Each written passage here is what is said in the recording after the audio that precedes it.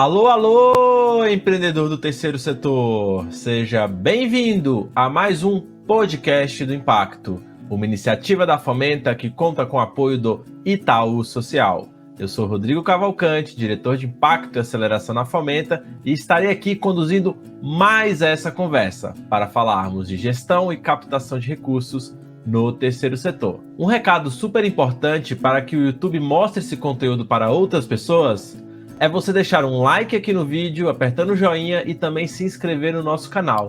E assim também você não vai perder nenhuma das novidades. Além disso, temos um grupo exclusivo no WhatsApp que você pode participar. É só acessar www.portaldoimpacto.com e clicar no botão para você fazer parte agora mesmo. A minha convidada de hoje é conselheira tutelar, formada em serviço social, com especialização em gestão de políticas públicas para a família, criança e adolescente. Também tem especialização em gestão e elaboração de projetos sociais. Há 10 anos começou entregando cestas básicas como um projeto social, quando se formalizou e fundou uma organização que tem liderado desde então e aumentado a cada ano seu impacto. Hoje eu converso com Estelinha Moraes, fundadora e gestora do Grupo Anjos da Tia Estelinha, que fica no Rio de Janeiro.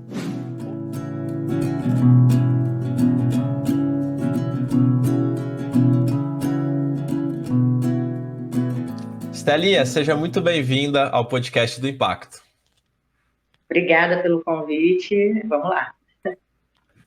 Para a gente começar, a gente sempre gosta de ouvir um pouquinho da organização. Então, aquele momento do pitch, para você falar em 2, 3 minutos aí o desafio que vocês estão tentando resolver na cidade, quais ações vocês têm promovido. Então, conta um pouquinho mais. Então, a ONG Anjos da Estelinha é uma organização da sociedade civil que trabalha com um público-alvo de famílias, tendo mães, né, como protagonistas e chefes dessa família. Aqui a gente trabalha dando assistência à mãe e seus filhos. A gente trabalha com metodologia própria, chamada quadrilátero de apoio, onde a gente oferece ações e atendimentos do eixo da terapia, da integração social, da educação e da proteção social integral, tanto para essas mulheres como para essas crianças. E o objetivo dessas ações é oportunizar ferramentas para a emancipação social, financeira e emocional desses indivíduos. A gente trabalha como um projeto de travessia, então essas famílias elas ficam conosco de 1 a 3 anos, no intuito, de fato, de serem emancipadas e terem uma transformação social nas suas vidas, né, com uma sustentabilidade no impacto que a gente considera que seja vitalícia, porque é uma mudança de cultura, de fato. E, assim, a gente tem trabalhado incessantemente nessa pandemia, porque algumas mães que já estavam no processo de desligamento, né, alcançando a sua emancipação através do empreendedorismo, da educação continuada, a gente viu um retrocesso muito grande e com algumas a gente tendo que recomeçar do zero, um projeto que já estava assim, encaminhando para o desligamento. Então tem sido muito desafiador conseguir recapitular, né, passar tudo de novo e recuperar essas mulheres do ostracismo que elas caíram no meio dessa pandemia. Acho que é um super desafio, né? Quando a gente olha toda a crise da pandemia, além da sanitária, a crise econômica, a população em vulnerabilidade foi a mais afetada, né? Então, imagino quando você fala de todos esses retrocessos e os desafios aí para os próximos meses, os próximos anos. E eu queria entender um pouco de você, que vocês falaram, eu estava vendo um pouco da metodologia, né, que vocês desenvolveram, e é super legal que ela trabalha 4 pilares ali, né? Quando vocês entenderam que era importante trabalhar esses 4 pilares, essas 4 frentes de forma conjunta para gerar impacto, né? De onde que vem a ideia? Me conta um pouco. Então, eu sempre falo que essa ideia da metodologia ela veio através de fracassos, né? De erros contínuos, e eu sempre tentando entender onde que eu estava errando, né? O que a gente estava fazendo de errado que não estava funcionando do jeito que eu queria.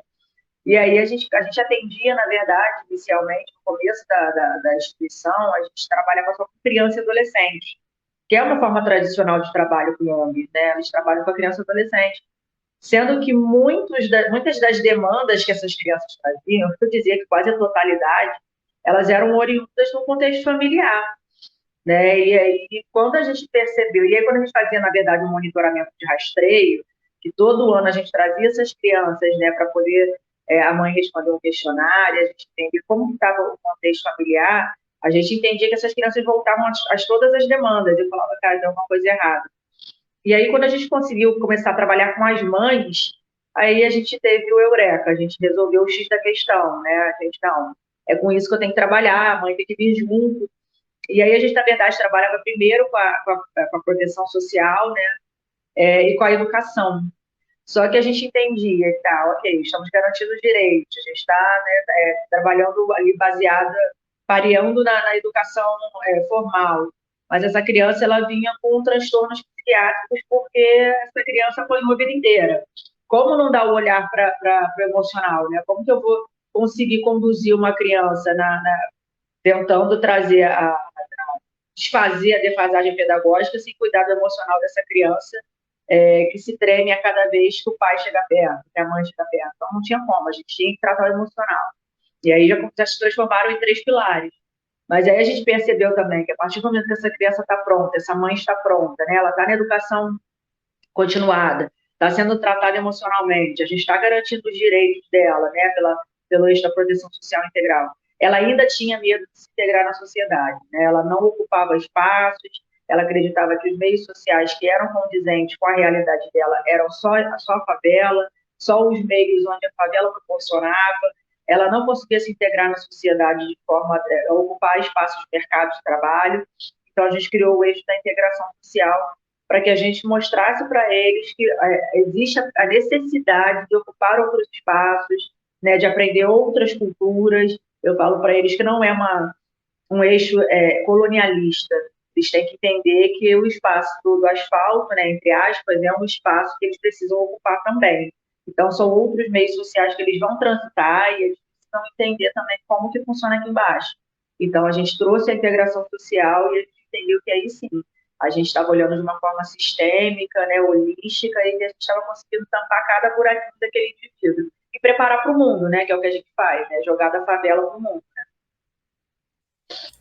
Nossa, incrível. E é muito legal entender que outras organizações, outras pessoas estão com projetos sociais nos ouvindo, nos assistindo, que às vezes a gente olha para o problema ali e a gente está fazendo uma ação e a gente precisa entender todo um contexto ali e o que gera, e é super legal você falar isso, né? Foram vários fracassos e essa tentativa de onde que a gente olha, né? Que a gente conserta, para quê, qual outro elemento que é importante para essa transformação social que vocês querem promover na vida dessas pessoas. Muito interessante.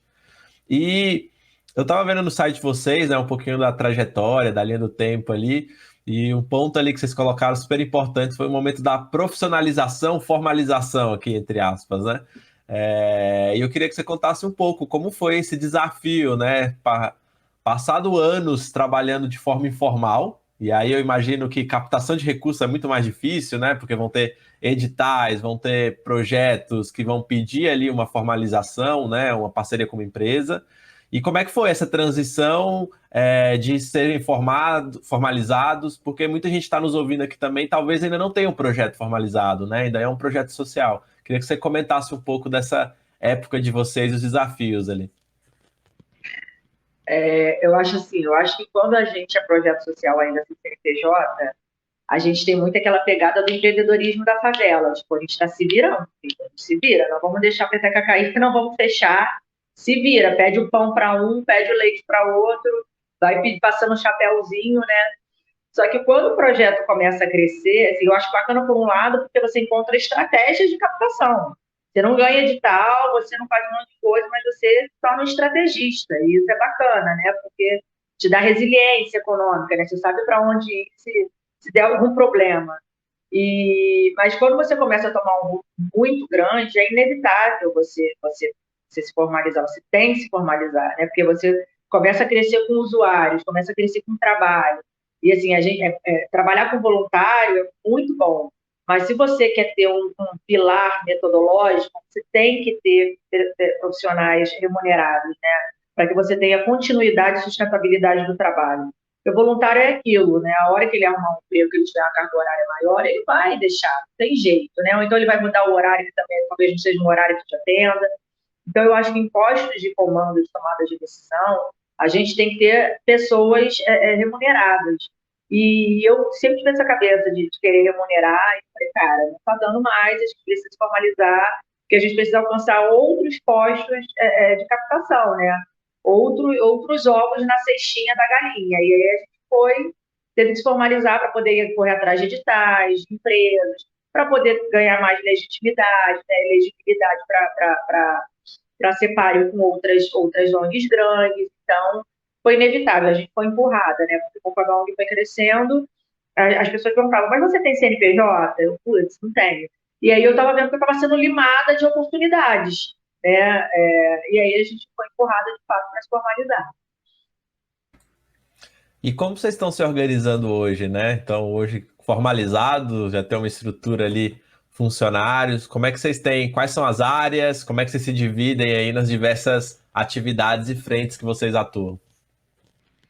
Então, hoje a gente tem a parte da gestão, né, que é composta por mim, enquanto diretora, a gente tem uma coordenadora de operações, a gente tem o financeiro, tem a comunicação, tem uma gestora de pessoas, essa é a parte toda da gestão. E na parte metodológica, a gente tem uma coordenadora para cada eixo desse que eu falei. Então, tem uma na terapia, uma na educação, uma na integração social da mulher, uma na integração social infantil-juvenil e uma na proteção social integral. A maioria dos educadores ainda são voluntários, a maioria dos psicólogos ainda são voluntários.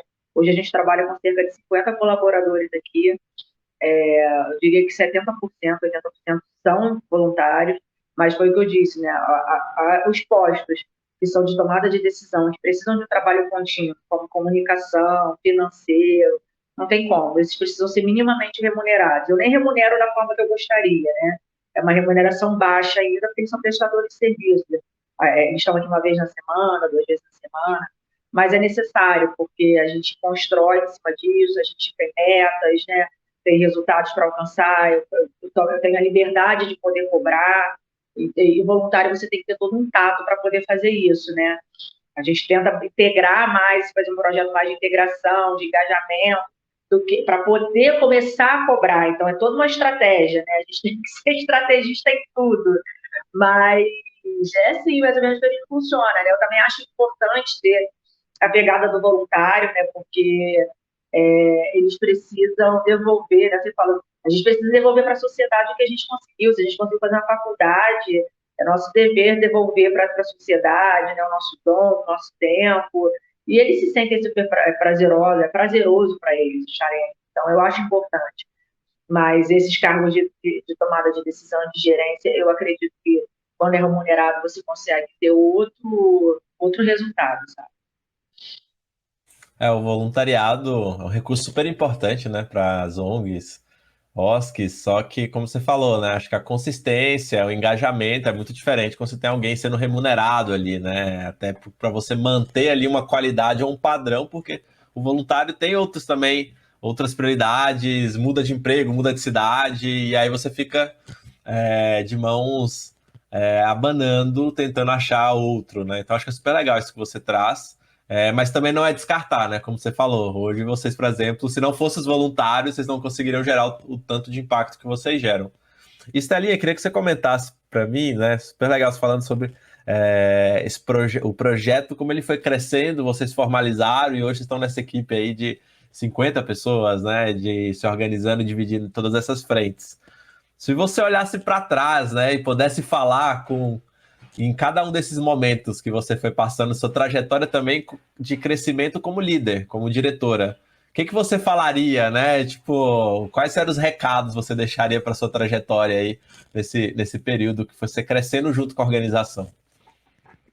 Cara, eu sempre falo isso. Eu acho assim, que os líderes de organizações eles precisam ser mais solidários. Eu acho assim, a gente não precisa reinventar a roda. Nada se cria, gente, tudo se copia. Por que eu não posso falar da minha metodologia e ensinar para aquela outra instituição que está crescendo agora como que se faz essa metodologia? Ou então, como que escreve um estatuto? Olha, não coloca isso, porque daqui a pouco você vai ter que mudar esse estatuto e aí vai ficar muito caro. A gente criou, no meio da pandemia, um projeto chamado Fazendo Juntos, que eu dou aula para 8 coletivos que começaram agora. Assim, eu sei o quanto é difícil manter esses coletivos sem CNPJ, e eu dou aulas para eles mensalmente, de graça, lógico, não cobro nada, para que a gente, para que eles consigam se formalizar, para que eles consigam escrever uma missão, visão, valores, escrever um projeto social. Agora eu consegui parceria com um escritório de advocacia para poder escrever o estatuto deles. Eu acho que, então, o recado que eu deixaria, assim, vendo a minha trajetória, eu tomei muita porrada para conseguir chegar até aqui, porque as pessoas não abrem as portas, sabe? Você pergunta, não sei se ele ficou com medo da gente competir. Eu acho uma coisa, a gente não luta pela ONG, a gente luta pela causa. Então, se a gente luta pela causa da desigualdade social, e se eu estou diminuindo, e fulano de tal está diminuindo, a gente está diminuindo a mesma causa, que é a desigualdade social. Ou então você está querendo captar recursos para onde? Você não está querendo captar recursos para a causa. Eu acho que é esse olhar que a gente tem que ter. Eu acho que eu demorei um tempo, assim, batendo cabeça, errando, porque ninguém me deu a mão. Não, eu não digo, ninguém me deu a mão, não no sentido de, colaboradores, voluntários, muita gente, né? É um trabalho conjunto. Só que eu digo assim, tecnicamente falando, sabe? Eu procurei ajuda, poxa, como é que você faz? E ainda é muito fechado, o terceiro setor ainda é muito fechado, porque eu acho que eles têm medo de um roubar o colaborador do outro, e isso não existe, porque a gente está trabalhando por um bem comum, e isso me choca. Então, eu acho que eu quero fazer diferente. E quando eu faço essa aula fazendo juntos, elas falam, cara, você não esconde nada, você fala tudo. Eu, cara, mas eu vou esconder o quê? Daqui a pouco eu vou embora daqui, eu vou abrir em outra favela, ou então eu vou para outro lugar, eu vou abrir em outra cidade. Isso aqui está aqui, pro território, não é meu, levo meu nome por acaso, mas é território. Doido é quem acha que é seu, não é, sabe? A gente não é dono de ONG, isso não existe. Então, eu acho que é isso, a gente tem que ser mais aberto, porque a gente está aprendendo, tem que ser generoso, porque, lógico, né? Eu ouvi uma vez uma liderança falando, mas eu investi no meu saber. Eu também investi no meu saber, só que tem pessoas que não têm grana ainda para investir no seu saber, né? Então, por que não a gente ser voluntário nesse momento? A gente recebeu tanto de voluntariado, a gente pode ser voluntário nesse momento, formar grandes lideranças, grandes instituições, né? E aliados, porque o dia que ele receber lá a doação a mais, ele vai lembrar de mim. Do mesmo jeito que o dia que eu receber mais, eu vou lembrar dele. E a gente forma uma rede de apoio, né? Eu acho que isso, assim, quando eu lembro do meu legado, eu lembro muito disso, das porradas que eu tomei, que eu não gostaria que pessoas que estão começando agora tomassem, sabe? Muito legal isso que você traz, porque muitas coisas parecem simples, mas quando a gente vai buscar, tem muita informação desencontrada e até você consolidar isso, entender, coloco isso no estatuto, não coloco, tem um advogado que vai falar alguma coisa, outros vão falar outra coisa, e aí você fica nesse mar sem entender qual caminho seguir, porque ninguém fala, olha, faz isso, eu já passei por isso. E é algo que a gente sempre fala nos nossos programas também, é um pouco disso, né? A desigualdade está de um lado e a gente está do outro aqui, todo mundo do mesmo lado, tentando resolver esse problema, né? A gente não está competindo aqui. Por mais que tenha competição de recursos em alguns momentos, de algum edital que a gente vai competir por um recurso, mas no fim do dia é a mesma causa. Então, se a gente se reúne, começa a trabalhar junto, quais outros recursos a gente não pode acessar de forma colaborativa, compartilhando conhecimento? Então, muito legal isso que você traz, porque eu acho que a gente, mesmo no terceiro setor, ainda precisa quebrar um pouco desse mito do compartilhamento, de contar as dificuldades, de contar o que não funcionou, né? E aproveitando que a gente falou aqui do que não funcionou e das porradas, Estelinha, queria que você falasse um pouquinho das principais porradas que você tomou aí nessa sua trajetória. Quais são as que marcaram? Eu acho que essa parte que eu te falei, né, de eu trabalhar com criança, eu achava que era, nossa, sensacional, poxa, não, tô botando as crianças aqui dentro, tá tudo certo e tal. E aí eu falava, não quero trabalhar com mãe, porque mãe vai me dar trabalho, né, vai querer se meter no meu trabalho. E aí realmente eu vi que isso foi um fracasso grande, eu não consegui colocar isso para frente. E a gente, graças a Deus, a gente também conseguiu, né, corrigir a tempo, né, botar o leve de volta e traçar um caminho que a gente via mais efetividade, de fato. Eu acho assim que a gente teve muito fracasso quando a gente começou a querer trabalhar com empresa, né, de trazer a empresa para perto da gente, de trazer recursos de empresa. E a gente traçou, isso já foi com com o meu time de comunicação novo. A gente falou, não, vamos tentar agora e vamos atirar para as empresas. Vamos ver quais empresas têm link com a nossa causa e vamos embora. E assim, a gente fez um mapeamento, o cliente que estava abafando, a gente mapeou umas 300 empresas e a gente saiu disparando e-mail para todo mundo. Era um e-mail padrão, tipo, falando da ONG e perguntando o que podia ajudar e tal. E a gente teve a incrível marca de 0 respostas. Eu falei, cara, a gente está muito ruim, tem alguma coisa muito errada nisso aí. E aí a gente começou a entender, cara, que não tem como, empresa não tem como você atirar para todo lado, tem que ter alguém lá dentro que indique, você tem que fazer um projetinho escrito especialmente para essa empresa, agregando valor à marca dela, né, levando uma contrapartida, falando da visibilidade, o que vai ser bom. E aí, quando a gente conseguiu fazer isso, a gente apresentou, inclusive, né, a gente fez apresentações, a gente montava PowerPoint, e aí a gente se encontrava, né, com a comunicadora da empresa, a gente falava, olha, a nossa marca pode agregar valor por causa disso, disso. A gente estudava a empresa antes, a gente estudava o território que essa empresa estava alocado, né, qual era o link que podia fazer com a nossa ONG, com os nossos usuários, e aí a gente foi super assertivo, o tempo que a gente gastava mandando e-mail para 300, a gente gastava, né, investia, na verdade, escrevendo o projeto para aquela empresa, e hoje em dia a gente já conseguiu fechar com 3 grandes marcas, que é a Farm, a Alfabeto, agora fechando com o Shopping Guatemi, e não rola Que legal. dinheiro, eles me dão roupa para a gente fazer bazar, e se transforma em dinheiro. Então, eu acho que é isso, sabe? A gente para com essa ideia de que a gente tem que atirar para todo lado, a gente tem que ser mais assertivo, e é isso, né? A empresa não vai jogar para perder, nenhuma empresa é boazinha para caramba. Ela quer saber o que você pode agregar de valor a ela, né? E a gente tem que mostrar isso, mostrar que é profissional, né? Parar com aquele olharzinho penalizado de que ONG é coitadinho, que não é, a gente sabe trabalhar direito, né? É isso, acho que esses foram os piores fracassos. Nossa, mas muito legal isso, essa parte de empresas que a gente sempre recebe muito, né? Essa dúvida, essa pergunta de como mandar o e-mail. E falar com empresa é muito relacionamento, né? Legal que você trouxe isso de quem indica, com quem que eu converso, porque no final, por mais ter uma marca, é a Estelinha falando com alguém da empresa, alguém da comunicação, alguém de uma área. E a gente vê o terceiro setor como um lugar que pode apoiar essas empresas para atingir metas ali de sustentabilidade, metas sociais que elas buscam fazer.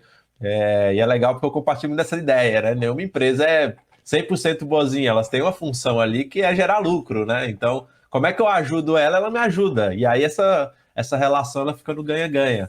Mas é muito legal esse exemplo que você trouxe dos desafios aí, que não é só disparar o e-mail, né? Padrão, como você pode me ajudar. E hoje, como vocês têm se sustentado, né, Sérgio? Você falou que vocês fecharam essas parcerias super legais, né? Principalmente focado em doações de produtos. Quais outras formas hoje vocês têm utilizado, né, para se financiar? E o que vocês têm olhado de novo, né? Na parte de captação de recursos, alguma iniciativa nova, alguma coisa que vocês estão estudando, que vocês querem avançar nisso daqui para frente? Então, hoje as nossas fontes de recursos são pessoa física, nosso forte é pessoa física, o famoso apadrinhamento, né? Eu não gosto dessa palavra, então eu uso investimento social. Eu falo que a pessoa está investindo socialmente no indivíduo, que o lucro que vai ser gerado é a transformação de vida dessa pessoa. Então, hoje, 70% do que a gente tem de recurso é de pessoa física, são pessoas físicas fidelizadas comigo há mais de 2, 3 anos. A gente também ganha bastante editais, a gente tem uma boa escrita para edital, então a gente hoje está executando 2 projetos, né, de editais que a gente ganhou, não são projetos nossos, e mais 2 projetos nossos financiados, né, através de editais. A gente também está sendo acelerada pela Rede Girando Falcões, então a gente também recebe aporte deles. A gente tem um bazar aqui, né, tanto dessas roupas que vêm da Farm, eles estão vindo do Alfabeto, roupas que a gente recebe de marca, né, a gente consegue gerar também uma renda. A gente tem uma coleção nossa própria chamada Coleção Mãe Muito Mais, que a gente gera recursos fazendo venda de camisetas, canecas, squeeze, com frases de empoderamento femininas. né, desenhada por uma designer que é voluntária nossa, então as roupas são muito bonitas. E, e a gente pega insumos, né, de empresas, de comércios, parceiros, então a gente deixa de gastar dinheiro com lanche, né, com almoço, porque a gente recebe esses insumos. Então, é basicamente isso. Assim, a gente está indo com muita vontade nas empresas. Assim, a gente está começando a olhar de outra forma, né? Estamos nos profissionalizando, né? Está vindo do mercado, né? O ESG, a gente está querendo entender um pouco mais de sustentabilidade, né? Para poder ter legitimidade para fala, né? Para poder abordar e firmar parcerias mais legitimadas, né? Adianta, a gente tem que se profissionalizar. Eu sempre falo, mas você fala de mercado como se fosse uma empresa. Mas a gente é empresa, a gente só o que é nosso negócio só que é social, né? Aqui a gente só não divide lucros, né? A gente reinveste o lucro. Mas a gente precisa ter um organograma da empresa, a gente precisa ter os padrões de uma empresa, porque senão ninguém leva a gente a sério, né? O terceiro setor ele foi formalizado há pouco tempo. O marco regulatório tem 7 anos. Pô, o que é uma lei de 7 anos? Você fala com o poder público não sabe nem o que é marco regulatório ainda. Então, a gente precisa Fora correr na frente. cidades, fora cidades que não implementaram ainda, né? Não tem decreto ainda formalizando. Então tá todo um processo, né? Bem legal isso. Exatamente. Então, a gente tem que correr na frente. A gente que tem que ensinar para essa galera. Então, a gente precisa se profissionalizar e ver o que tem o que está aberto, né, para a gente. Eu estou fazendo curso de inglês para poder captar dinheiro estrangeiro. Então, assim, a gente está correndo para todos os estados. Que legal, que legal. E você falando sobre isso de olhar a ONG como uma empresa que não distribui lucro, eu lembro tem uma fala que a gente sempre faz um comparativo, né? Que a empresa tem que cuidar dos clientes. No caso da ONG são os beneficiários atendidos. Né? A empresa tem que cuidar do caixa para ver se tem dinheiro. Uma ONG também. Tem que estar formalizado, tem que ter um CNPJ. A diretoria responde pelos atos do CNPJ. Então, você vai fazendo os comparativos, é isso que você falou. No final, a gente não pode distribuir um lucro como ONG, e o nosso grande motivo de existir é o impacto e não só o lucro ali, como as empresas, né?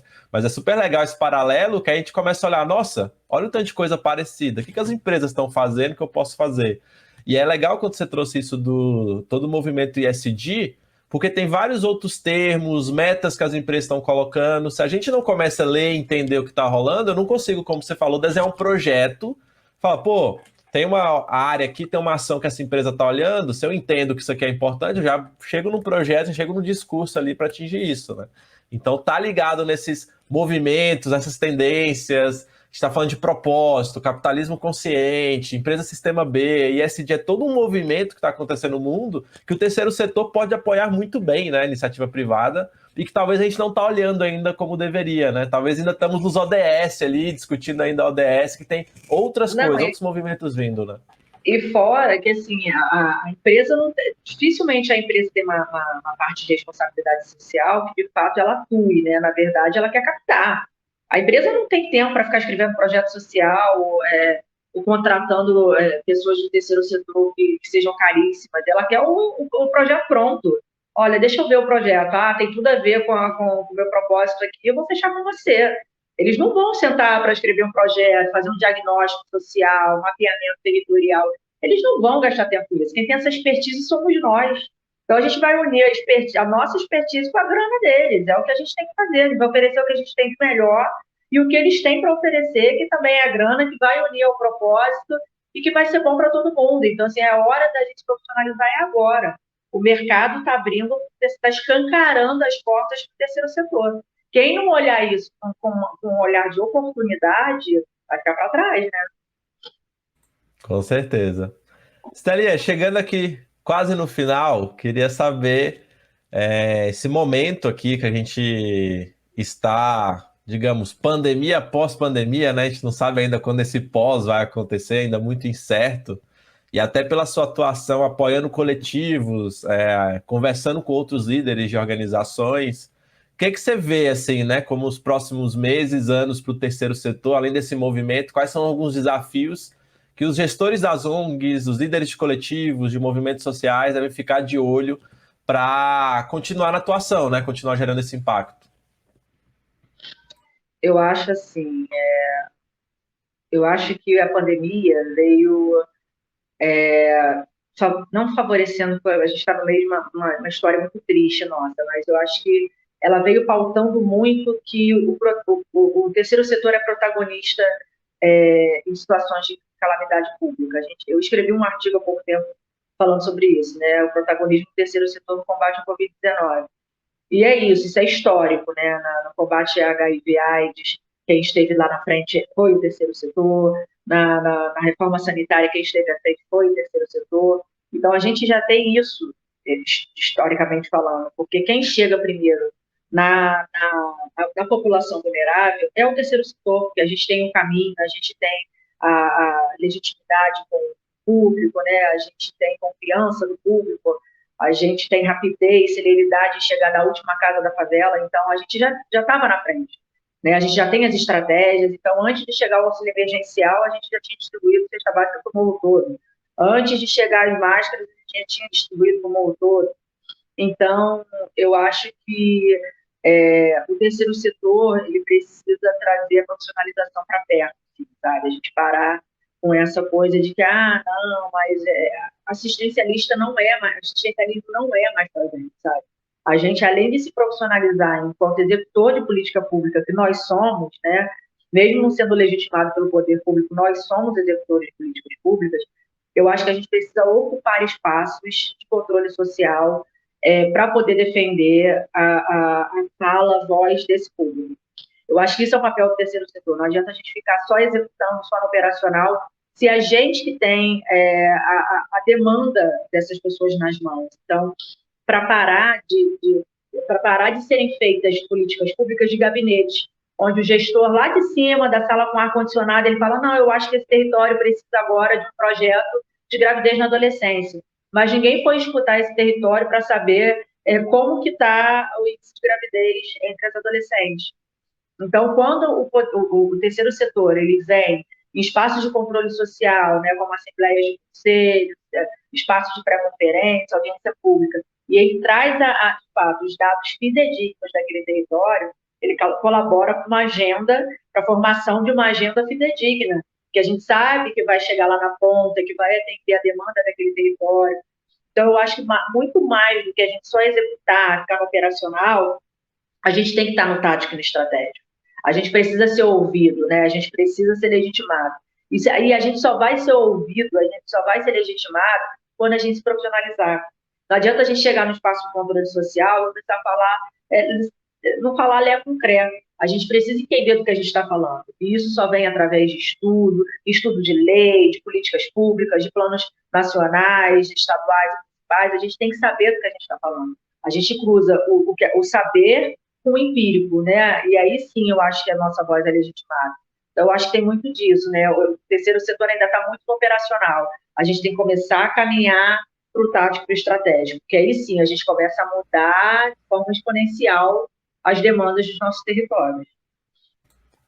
É incrível essa linha. E tenho percebido nos últimos anos uma tendência da população em geral, e incluo muitas organizações, desse distanciamento político, esquecendo que o terceiro setor, a sociedade civil organizada, ela vem dessa luta política, né? Então, essa aproximação desses espaços, né? Essa participação, se a gente quer fazer uma mudança de verdade, eles precisam ser ocupados, né? O terceiro setor precisa ter protagonismo nesses lugares. Então, super legal isso que você traz. Para a gente fechar aqui, Estelinha, vou deixar o link aqui do artigo para o pessoal depois quiser ler, você falando um pouquinho sobre protagonismo, então para a gente divulgar.